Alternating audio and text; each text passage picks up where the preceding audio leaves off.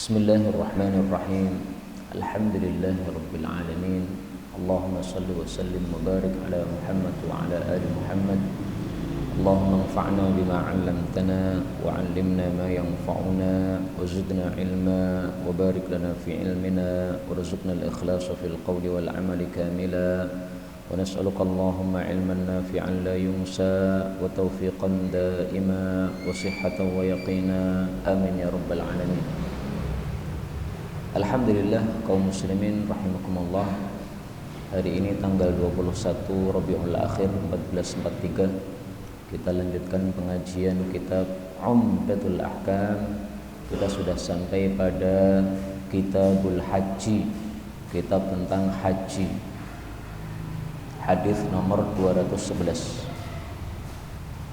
Qala al-muallif rahimahullahu ta'ala wa nafa'ana bihi wa bi'ulumihi fid dharain amin. Babul mawaqit, bab tentang miqat-miqat. Hadis 211, wa an Abdullah bin Abbas radhiyallahu anhuma anna Rasulullah sallallahu alaihi wasallam waqata, menetapkan miqat li ahli Madinah, untuk penduduk Madinah, Dzul Hulaifah. Miqat namanya Dzul Hulaifah. Wa li ahli Syam, dan untuk penduduk Syam miqat namanya Juhfah. Wali ahli Najdin, dan untuk penduduk Najd miqat namanya Qarnul Manazil atau Qarnul Tha'alib. Wali ahli Yaman, dan untuk penduduk Yaman Yalamlam atau Alamlam.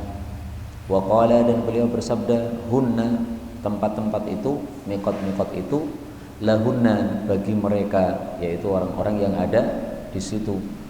Waliman, dan bagi siapapun orang yang datang alaihinna, ke tempat-tempat tersebut, min ghairi ahlihinna, dari selain penduduk-penduduknya, mimman, dari kalangan orang yang aradal hajja, menghendaki untuk haji, awil umrata, atau untuk umrah. Wa man kana duna dzalik, dan barang siapa yang lebih dekat dari miqat-miqat itu, maka famin haitsu ansha'a, dari manapun dia keluar, hatta, sehingga ahlu Makkah, penduduk Makkah, min Makkah, miqatnya dari Makkah. Kaum muslimin rahimani wa rahimakumullah, haji itu artinya adalah menuju. Umrah itu artinya adalah ziarah. Disebut haji karena orang yang melakukan ibadah haji menuju dari rumahnya ke Baitullah. Disebut umrah karena orang yang melakukan umrah menziarahi Ka'bah untuk ibadah. Hukum haji disepakati ulama wajib. Hukum umrah diperselisihkan ulama, ada yang mengatakan wajib, ada yang mengatakan sunnah. Dalil wajibnya haji disebutkan pada surah Ali Imran ayat 97. Walillahi, dan bagi Allah, 'alan nasi, wajib bagi para manusia, hajjul bait, untuk haji ke Baitullah, man istata'a ilaihi sabila, bagi orang-orang yang mampu menuju kepadanya. Ini dalil ibadah haji wajib. Adapun umrah, mereka yang mengatakan wajib berdasarkan surah Al-Baqarah ayat 196. Wa atimmul hajja wal umrata lillah, sempurnakanlah haji dan sempurnakanlah umrah karena Allah. Perintah menyempurnakan, perintah ini menunjukkan wajib, karena hukum asal perintah adalah wajib. Maka kalau haji wajib, berarti umrah juga wajib. Dalam pembahasan haji dan umrah ada miqat. Miqat itu ada dua macam. Ada miqat zamani, ada miqat makani. Miqat zamani adalah waktu di mana boleh melakukan haji. Tidak sah haji kecuali pada miqat zamani ini. Miqat zamani tidak disebutkan dalam kitab ini karena pembahasannya hanya ringkas, yaitu disebutkan di dalam Al-Quran. Allah Subhanahu wa ta'ala mengatakan, pada surah Al-Baqarah ayat 197. Al-hajju ashhurun ma'lumatun. Haji itu adalah pada bulan-bulan yang diketahui, yaitu bulan Syawal, bulan Dzulqa'dah, sama 10 awal dari bulan Dzulhijjah. 3 bulan ini saja. Haji selain 3 bulan ini tidak sah, karena sudah ditentukan waktunya oleh Allah Subhanahu wa ta'ala. Adapun miqat makani itu adalah tempat-tempat ditetapkan oleh Nabi untuk seseorang memulai ibadah ihram. Yang ihram itu masuk ke dalam haji atau masuk ke dalam umrah. Sama dengan kalau orang sholat takbiratul ihram, Allahu Akbar. Kalau sudah Allahu Akbar, ini sudah masuk sholat. Kalau belum berarti belum. Nah, ihram juga begitu. Kalau sudah ihram berarti sudah masuk haji atau sudah masuk umrah. Nah, untuk memulai ihram itu ada tempat-tempat yang sudah ditetapkan. Ini Ka'bah di tengah. Nah, mikot-mikotnya itu mengiringi atau mengitari dari 4 ini. Maka untuk orang Madinah mikotnya Dzulhulaifah. Ketika sudah datang ke Dzulhulaifah, wajib berhenti di situ. Untuk apa? Memulai ihram. Kalau sudah memulai ihram di situ, baru lanjutkan perjalanan menuju ke Ka'bah. Orang-orang Syam berhenti di Juhfah.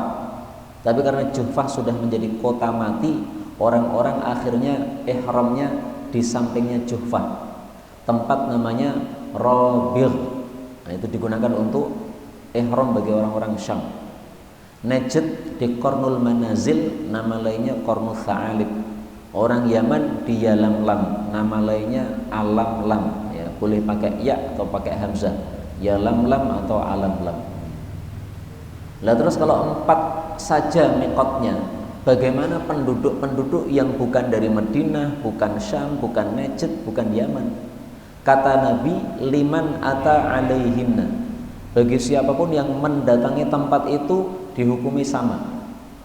Orang Indonesia masuk Madinah, berarti dia pakai miqat Dzulhulaifah. Kalau orang Indonesia masuknya Syam, berarti miqatnya Juhfah. Kalau masuknya Najd, berarti miqatnya Qarnul Manazil. Kalau seandainya Indonesia itu lewatnya Yaman, nah berarti miqatnya Yalamlam. Maka 4 ini tidak boleh dilewati. Kalau sudah melewati miqat tapi belum ihram, nah ini kena denda nanti. Kena apa? Denda, karena sudah melewati tempat yang sudah ditetapkan.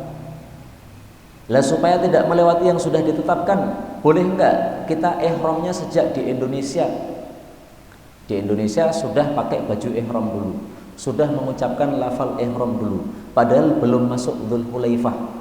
Nah, di situ diperselisihkan oleh para ulama. Ada yang mengatakan makruh tetapi sah. Kenapa? Yang penting sebelum masuk tempat miqatnya sudah ihram duluan. Nah, paling bagus kita melakukan persis yang dilakukan Nabi.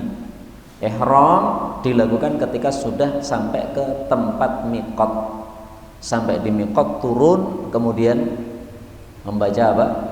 Niatan haji atau niatan umrah yang disebut ihram. Di sini Nabi mengatakan mimman aradal hajja wal umrah. Menunjukkan masuk ke Mekah itu tidak wajib dalam kondisi ihram, kecuali orang yang menghendaki haji atau umrah. Panjenengan masuk ke Mekah tujuannya untuk menjenguk orang sakit, tidak wajib ihram. Penuntut ilmu masuk ke Mekah tujuannya menghadiri daurah, majelis ilmu misalnya, tidak wajib ihram. Jadi yang wajib ihram itu hanyalah yang aradal hajja wal umrah, ingin untuk haji dan umrah. Berarti sebaliknya, yang tidak ingin haji, tidak ingin umrah, tidak wajib ihram. Meskipun ini masalah khilafiyah. Sebagian ulama mengatakan tidak boleh masuk haji masuk Mekah kecuali dalam kondisi ihram. Tapi ini tidak benar. Kenapa? Karena Rasulullah pernah masuk Mekah padahal tidak ihram. yaitu tanggal pada tahun 8 Hijriah, Fathu Makkah. Beliau masuk Makkah itu untuk menaklukkan kota Makkah, sehingga beliau tidak ihram. Taunya kalau tidak ihram, beliau pakai baju besi, pakai apa? Helm besi. Orang ihram tidak boleh pakai helm besi, tidak boleh. Nah, ketika Nabi pakai helm besi menunjukkan tidak ihram, berarti tidak harus masuk dalam kondisi ihram. Wa man kana duna dzalik famin haitsu ansha. Menunjukkan bahwa siapapun rumahnya lebih dekat ke Ka'bah daripada mikot-mikot yang 4 itu tadi, maka tidak usah menuju ke mikot. Misalnya ini Ka'bah, ini ada orang rumahnya di depan mikot. Ini mikot di sini, ini Ka'bah. Nah, dia rumahnya di depannya mikot sini. Ini tidak usah harus balik ke mikot dulu, nggak usah. Langsung dari rumahnya langsung ihram, langsung menuju ke Ka'bah. Hatta ahlu Makkah min Makkah. Penduduk Makkah mikotnya dari mana? Dari Makkah. Ini kalau asli penduduk Makkah, okay? Tetapi kalau bukan asli penduduk Makkah, misalnya kita orang Indonesia, kemudian datang ke Makkah, habis selesai melakukan ibadah haji, kemudian kita pengen ihram lagi untuk umroh. Gimana caranya? Apakah dari hotel kita? Oh, tidak. Caranya adalah kita keluar ke tempat yang paling dekat dari tanah halal. Ini tanah haram di sini, batasannya segini misalnya. Kita keluar ke tanah halal. Sudah keluar ke tanah halal, ke Tan'im misalnya, kita mengucapkan niatan umroh dari situ, ihram. Baru kemudian masuk lagi ke Makkah. Itu bagi orang yang bukan asli penduduk Makkah. Tapi kalau asli penduduk Makkah, umrohnya, hajinya cukup dari rumahnya masing-masing. Pakai baju ihram, kemudian niatan labbaik Allahumma hajjan atau labbaik Allahumma umratan berdasarkan hadis ini. Kita lanjutkan 212. Wa an Abdullah bin Umar radhiyallahu anhuma anna Rasulullah sallallahu alaihi wasallam qala yuhillu mengucapkan ihlal ahlul Madinah, penduduk Madinah, min Dzul Hulaifah, dari Dzul Hulaifah, wa ahlus Syami, dan penduduk Syam, minal Juhfah, dari Juhfah, wa ahlu Najdin, dan penduduk Najd, min Qarnin, dari Qarnul Manazil. Qala Abdullah, berkata Abdullah bin Umar, wa balaghani, sampai berita kepada saya, anna Rasulullah sallallahu alaihi wasallam qala, bahwa Nabi bersabda, wa yuhillu ahlul Yaman, dan mengucapkan ihlal penduduk Yaman, min Yalamlam, dari Yalamlam. Hadis ini sama dengan hadis sebelumnya, menunjukkan bahwa mikot sudah ditentukan oleh Nabi. Nah, di mikot apa yang kita lakukan? Yang dilakukan adalah yuhillu, ihlal. Ihlal itu maksudnya adalah mengucapkan niatan ihram. Jadi ihlal definisinya apa? Mengucapkan niatan ihram. Niatan ihram bisa haji, bisa umroh. Kalau haji dia mengatakan labbaik Allahumma hajjan. Kalau umroh dia mengatakan labbaik Allahumma umratan. Kalau digabung dia mengatakan labbaik Allahumma hajjan wa umratan, didobel, digabung. Nah, itu namanya ihlal. Ihlal itu sendiri artinya adalah mengeraskan suara. Itu arti dari ihlal. Jadi kalau ada bayi lahir teriak, nangis, nah itu namanya ihlal gitu. Ada muadzin teriak mengumandangkan suara adzan, suaranya keras, itu namanya ihlal dari sisi bahasa. Tapi istilah ihlal dalam bab haji itu tadi ya, meniatkan haji atau umrah, meniatkan ihramnya. Kita lanjutkan. Bab ma yalbasu, apa yang boleh dipakai al-muhrim oleh orang yang ihram, minas thiyabi, dari baju-baju. 213. Wa an Abdullah bin Umar radhiyallahu anhuma anna rajulan qala, ada seorang laki-laki berkata, ya Rasulullah, wahai Rasulullah, ma yalbasul muhrim, apa yang boleh dipakai oleh orang ihram, minas thiyab, dari baju-baju. Qala, beliau menjawab, La yalbas, jangan memakai al-kumus, pakaian yang berbentuk atau berjahit, walal amaim, atau surban-surban, maksudnya penutup kepala, walas sarawilat, tidak pula sarawilat itu celana-celana, walal baronis, tidak pula burnus itu sweater ya, gomis yang ada tutup kepalanya, walal khifaf, tidak pula sepatu-sepatu, illa, kecuali ahadun, seseorang, la ya'jidu, tidak mendapati na'lain, dua sandal, falyalbasil khufain, silahkan dia pakai dua sepatu, wal yaqta'huma, hendaklah dia potong kedua sepatunya, asfala minal ka'bain, lebih rendah dari kedua mata kakinya, wala yalbas minats thiyab, jangan memakai baju syai'an, sesuatu, massahu za'faran, yang telah tersentuh minyak wangi za'faran, au warsun, atau minyak wangi waras, atau minyak wangi apapun juga sama saja. Walil Bukhari, dalam riwayat Imam Bukhari, wala tantakibul mar'ah, wanita tidak boleh bercadar ketika ihram, wala talbasul qufazain, tidak boleh memakai kedua kaos tangan. Hadis ini menunjukkan bahwa orang yang sedang melakukan ihram dilarang menggunakan baju-baju yang disebutkan ini. Satu, baju yang berbentuk tidak boleh. Berbentuk maksudnya ya seperti yang kita pakai ini, sudah ada bentuk tangan, bentuk baju, gitu. Pokoknya ujung dengan ujung dijahit. Nah, ini tidak boleh dipakai. Sarung tidak boleh. Kenapa? Sarung itu ujung dengan ujungnya dijahit, tidak boleh. Lah bagaimana kalau tidak ada jahitannya? Karena kainnya memang bentuknya bunder begitu. Sama saja tidak boleh. Karena berarti sudah berbentuk. Yang boleh adalah hanya satu helai kain, seperti yang kita ketahui orang-orang ihram, satunya untuk selendang atas, satunya untuk sarungan bawah. Penutup kepala tidak boleh, baik itu surban, peci, topi, helm, pokoknya yang nempel di kepala nggak boleh. Kalau tidak menempel kepala nggak apa-apa. Misalnya payung, nah, nggak apa-apa, karena payung tidak nempel kepala. Sepatu tidak boleh, kenapa? Menutupi mata kaki.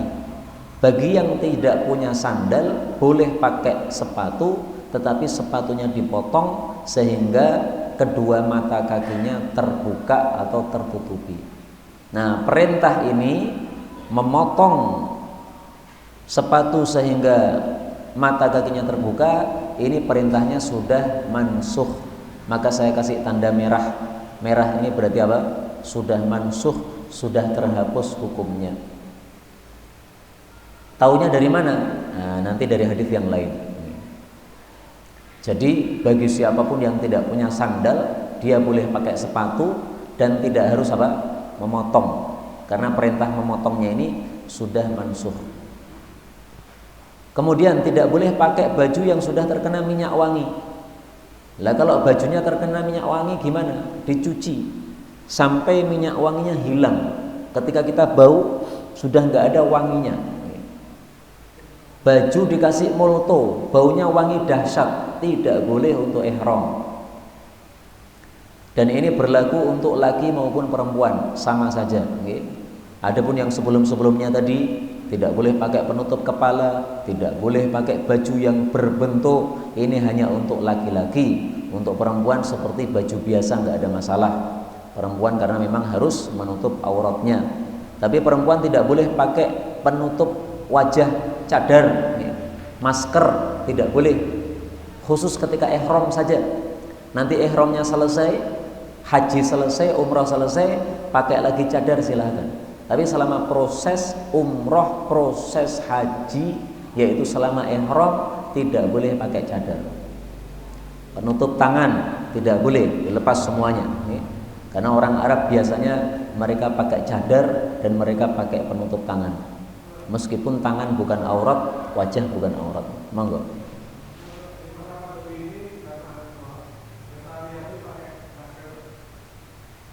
Orang-orang sekarang umrah pakai masker. Nah, bagaimana ini? Padahal dilarang oleh Nabi SAW untuk pakai cadar. Nah, begini. Memakai masker itu ketika memang terpaksa, maka larangan-larangan dalam kondisi terpaksa jadi diperbolehkan.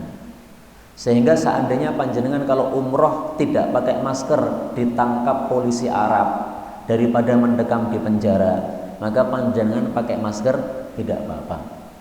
Tetapi ketika tidak ada kekhawatiran hal tersebut, maka jangan memakai masker.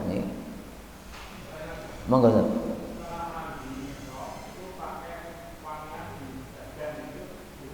Setelah mandi ihram kemudian pakai wangian di badan, boleh tidak?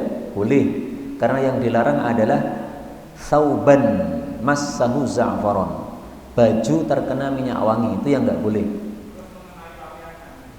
Adapun kalau kemudian pakaiannya ini terkenai oleh minyak wangi yang menempel pada tubuh kita, yang zahir wallahu alam tidak masalah, tetapi harus dicuci, karena sama saja massahu menyentuhnya, tapi biasanya tidak sampai kepada berpindah atau merembet kepada baju. Biasanya minyak wangi kita usapkan pada baju, kemudian kita pakai baju, biasanya minyak wanginya tidak nempel. Kecuali kalau minyak wangi yang misik misalnya, ketika ketempelan kain langsung berpindah ke kainnya, maka dicuci yang ada di kainnya tadi. Tapi kalau di kainnya di pakaian di kulitnya tidak ada masalah, karena dilakukan oleh Rasulullah sallallahu alaihi wasallam.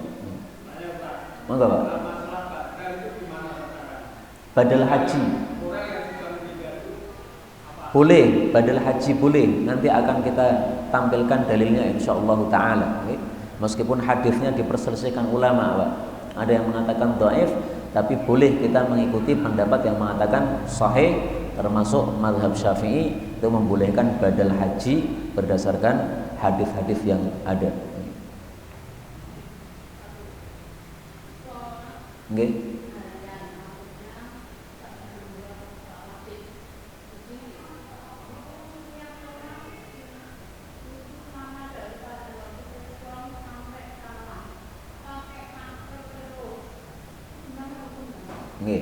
Pakai masker ketika sholat hukumnya makruh.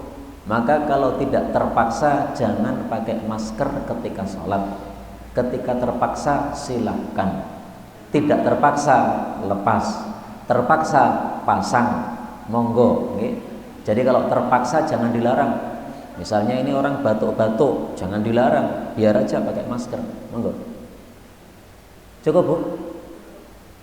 Cukup ya. Baik, kita lanjutkan 214. Wa an Abdullah bin Abbas radhiyallahu anhuma qala sami'tu an-nabiyya sallallahu alaihi wasallam yakhutubu berkhutbah di Arafat. Man lam yajid na'lain, siapa yang tidak mendapati dua sandal, falyalbasil khuffain, hendaklah memakai dua sepatu. Wa man lam yajid izaran, siapa yang tidak mendapati sarung, falyalbas sarawil, hendaklah memakai celana-celana, yakni lil muhrim, yaitu bagi orang yang ihram. Hadis ini menunjukkan dua hal. Pertama, orang ihram tidak boleh pakai sepatu kecuali yang tidak punya sandal, maka boleh pakai sepatu. Dan di sini Nabi tidak mengatakan silahkan dipotong sepatunya. Maka inilah hadis yang menghapus hadis sebelumnya, di mana sebelumnya ada perintah untuk memotong. Kok dianggap menghapus gimana? Karena kejadian nomor 214 kejadiannya setelah nomor 213. Kejadian nomor 214 ini adalah pada saat Nabi haji wada. Haji wada itu tahun 10 Hijriah. Setelah itu Nabi wafat. Nah, sebelum Nabi wafat, Nabi woro-woro, siapa yang tidak dapat sandal silahkan pakai sepatu. Titik. Nabi tidak menyuruh untuk potong. Maka perintah motong pada tahun yang lalu itu sudah tidak berlaku lagi. Jadi kalau ada dua hadis bertentangan, itu para ulama mengambil yang paling terakhir. Di sini diketahui ini yang lebih terakhir karena kejadiannya pada waktu haji wada, makanya yang dipakai. Yang kedua, hadis ini menunjukkan siapa yang tidak punya sarung maka boleh pakai celana, sehingga kondisi yang terlarang itu menjadi boleh apabila terpaksa pakai celana. Kenapa? Nggak punya sarung, ya sudah. Yang dimaksud sarung itu adalah apa? Yaitu ketika dia sedang ihram tidak punya satu helai kain yang bisa digunakan untuk sarung pada tubuhnya yang bagian bawah. Nah, pakai celana nggak apa-apa. Hadis berikutnya 215. Wa an Abdullah bin Umar radhiyallahu anhuma anna talbiyata Rasulillah, bahwasanya talbiyahnya Rasul sallallahu alaihi wasallam, labbaik Allahumma labbaik labbaik la syarika laka labbaik innal hamda wan ni'mata laka wal mulka la syarika lak.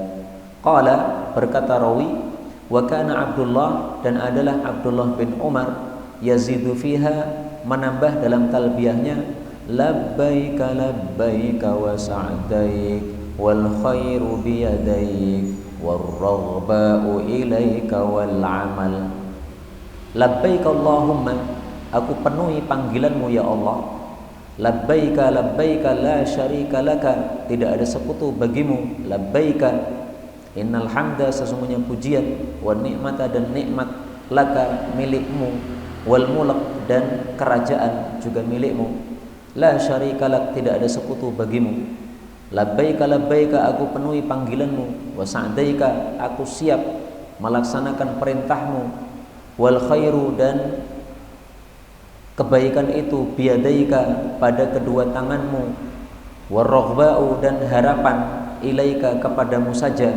Wal amal, dan amalan juga kepadamu saja. Maksudnya ikhlas karena Allah Subhanahu wa ta'ala. Hadis ini menunjukkan bahwa orang yang sedang melakukan ibadah haji atau umroh, yaitu ketika sedang ihram, itu disuruh untuk banyak-banyak membaca talbiyah.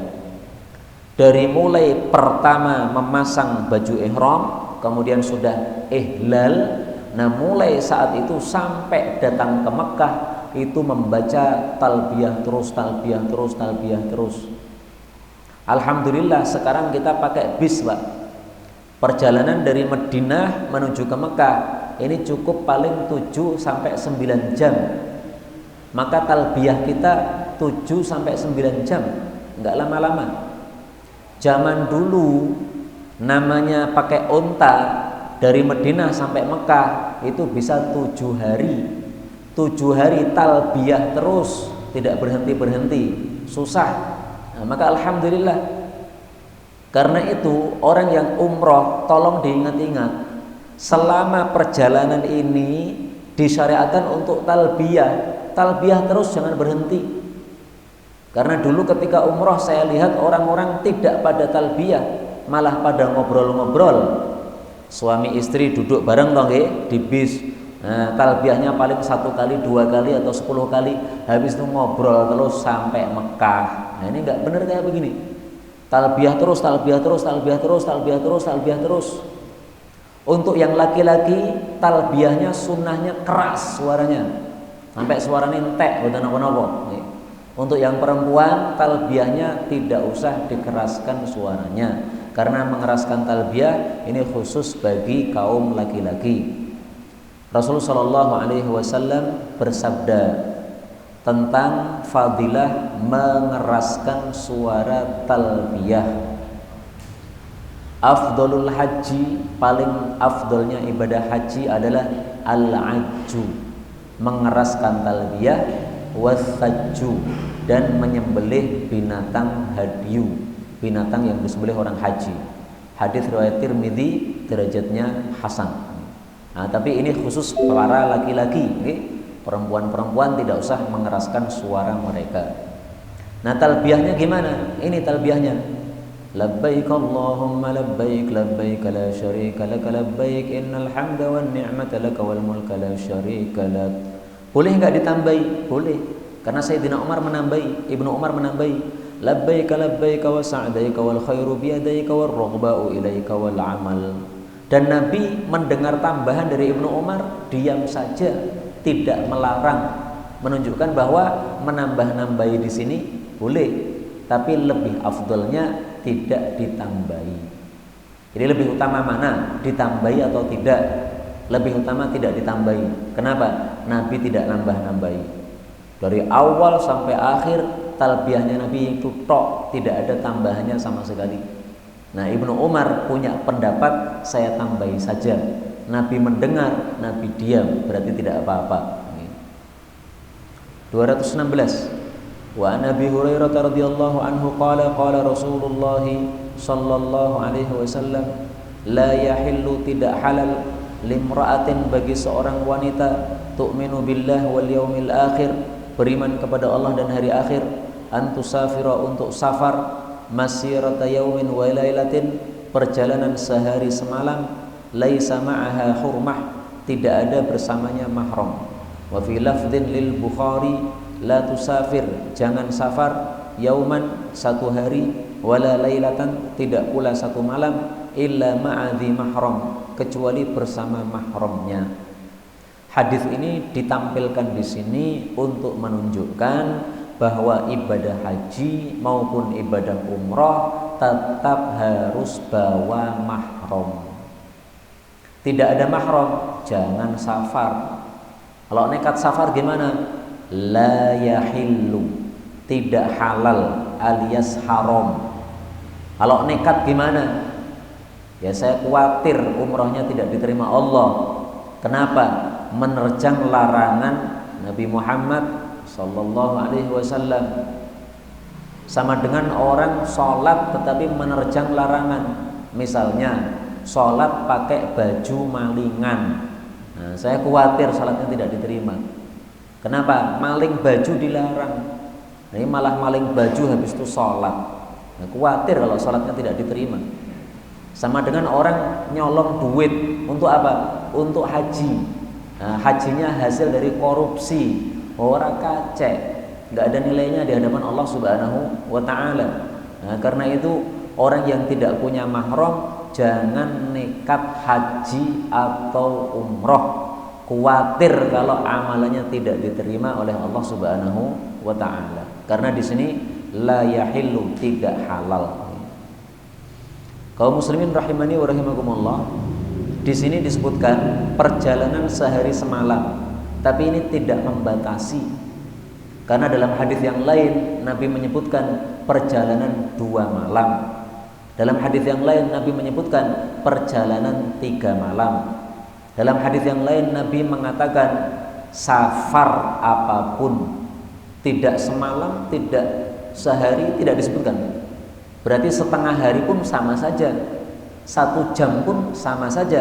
Pokoknya kalau sudah disebut safar, maka perempuan tidak boleh untuk safar sendirian tanpa mahram. Nah, safar itu jaraknya berapa?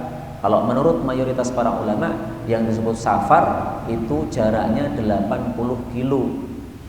80 kilo. Perjalanannya cuma 1 jam karena pakai pesawat, tidak pakai mahram, tidak boleh.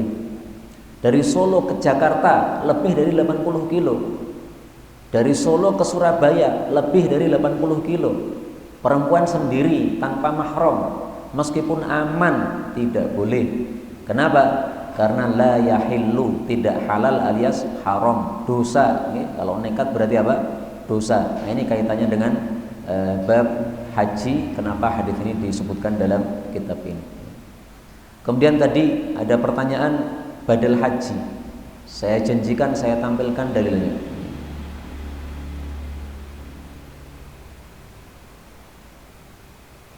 Dalilnya hadis tentang syubrumah. Ada seorang sahabat Nabi ketika haji mengatakan labbaika an syubrumah. Saya penuhi panggilanmu ya Allah untuk saudaraku Syubrumah. Maka Nabi bertanya, man Syubrumah?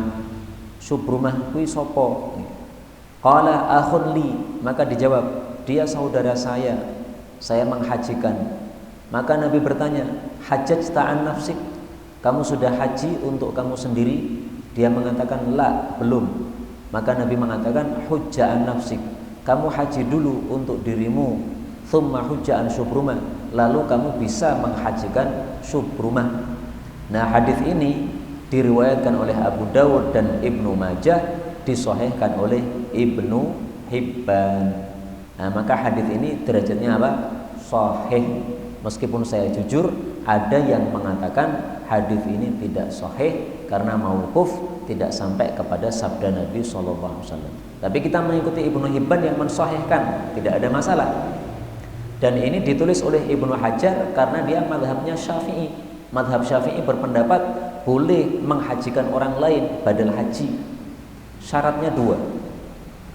Syarat pertama untuk yang membadali atau mengganti, dia harus sudah haji. Kalau dia belum haji, tidak bisa.